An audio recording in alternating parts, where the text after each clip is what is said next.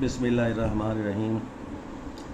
हमारा आज का टॉपिक है इलेक्ट्रोलाइटिक सेल। लिटिल थिंग्स वाले सीक्वेंस में ये देखिए, ये डेफिनेशन इलेक्ट्रोलाइटिक सेल की।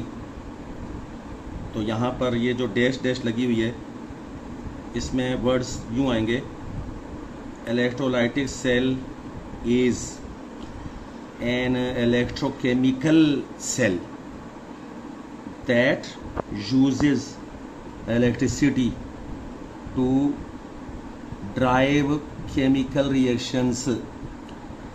बहुत आसान है। इलेक्ट्रोलाइटिक सेल कोई ऐसा इलेक्ट्रोकेमिकल सेल होता है कि जो इलेक्ट्रिसिटी यानी बनाकर देता नहीं है, बल्कि इलेक्ट्रिसिटी को इस्तेमाल करता है। क्या करने के लिए? ये देखिए, ये टू ड्राइव केमिकल रिएक्शंस, यानी कि बिजली दी जाती है इस सेल को, तो सेल के अंदर केमिकल रिएक्शंस होना शुरू हो जाते हैं।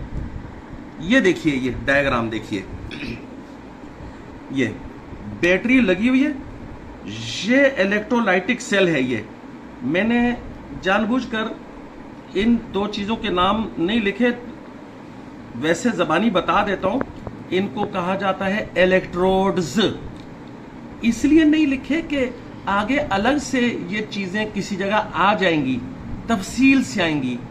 फिलहाल यही जानना जरूरी है कि इलेक्ट्रोलाइटिक सेल के 3 अहम पार्ट्स होते हैं।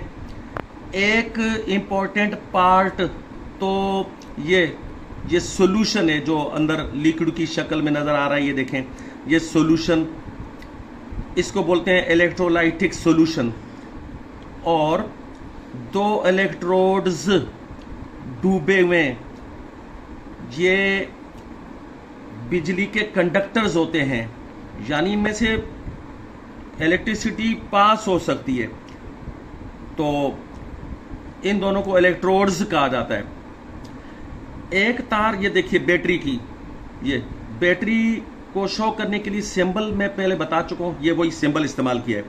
तो बैटरी का पॉजिटिव टर्मिनल एक इलेक्ट्रोड को लगाया और बैटरी का नेगेटिव टर्मिनल तार के साथ यानी जोड़कर दूसरे इलेक्ट्रोड को लगा दिया।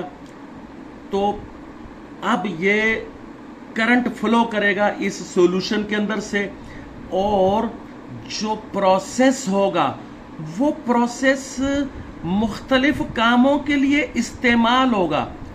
उसमें आपको मैं आगे बताने जा रहा हूं कि इस इलेक्ट्रोलाइटिक सेल के यूजेस कौन से होते हैं। तो ये देखिए, यूजेस ऑफ इलेक्ट्रोलाइटिक सेल्स, इसमें नंबर 1 जो यूज है, अच्छा सेंटेंस यहां से शुरू करना है ऐसे: they are used in the electroplating of metals. फिर पढ़ने का तरीका यूं: they are used in the purification of metals.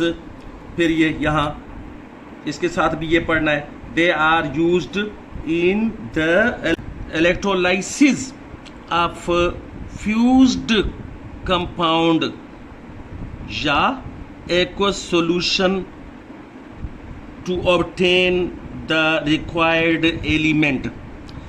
अब चलें एक एक करके देखते हैं कि पहला यूज, ये जो यहाँ लिखा हुआ है इलेक्ट्रोलाइटिक सेल का, वो ये है कि इसको इस्तेमाल किया जाता है इलेक्ट्रोप्लेटिंग में, मेटल्स की इलेक्ट्रोप्लेटिंग। मिसाल के तौर पर अगर कहा जाए गोल्ड प्लेटिंग, तो गोल्ड प्लेटिंग का मतलब है सोने की तह चढ़ा देना। किसी कम तर, किसी लो ग्रेडेड मेटल के ऊपर गोल्ड की तह चढ़ा देना, उसको ये नाम दिया जाएगा गोल्ड प्लेटिंग। और गोल्ड प्लेटिंग असल में इलेक्ट्रोप्लेटिंग ही तो है मेटल की। और इसके अलावा और भी मेटल्स की तहें चढ़ाई जाती हैं, उनको भी इलेक्ट्रोप्लेटिंग ही कहा जाएगा। मिसाल के तौर पर निकल प्लेटिंग, जैसे गोल्ड प्लेटिंग सोने की तह चढ़ा देना किसी मेटल के ऊपर। इसी तरीके से होता है निकल प्लेटिंग। निकल भी एक धात है, मेटल है, तो उसकी तह चढ़ा दी जाती है, तो उसको निकल प्लेटिंग बोलते हैं। वो भी ये इलेक्ट्रोप्लेटिंग वाला प्रोसेस है। नंबर 2 पर आइए। ये they are used in the purification of metals.